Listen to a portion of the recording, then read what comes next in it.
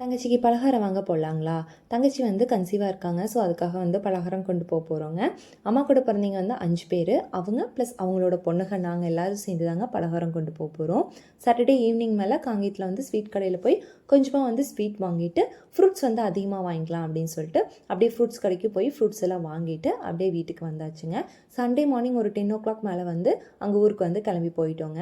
குட்டீஸ் எல்லாம் வந்து எப்பயாவது தாங்க பார்க்குறாங்க. ஸோ ரொம்ப ஜாலியாக வந்து விளையாடிட்டு இருந்தாங்க. அப்படியே வந்து டான்ஸ் ஆட வந்து ஸ்டார்ட் பண்ணிட்டாங்க. ஃபஸ்ட்டு அத்விக் தான் வந்து ஸ்டெப்போட வந்து ஸ்டார்ட் பண்ணுனா. அப்புறம் அதை பார்த்துட்டு எல்லோரும் வந்து சேர்ந்து டான்ஸ் ஆடி ஜாலியாக வந்து விளையாடிட்டு இருந்தாங்க. ரொம்பவே காமெடியாக இருந்தது. அதே மாதிரி அவங்க ரொம்ப என்ஜாய் பண்ணினாங்க நல்லா விளையாடிட்டு.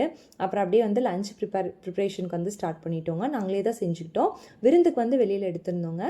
பலகாரத்துக்கு வந்து நாங்களே செஞ்சுக்கலாம். ஏன்னா கம்மி மெம்பர்ஸுங்காட்டி நாங்களே ப்ரிப்ரேஷன் பண்ணிட்டோங்க.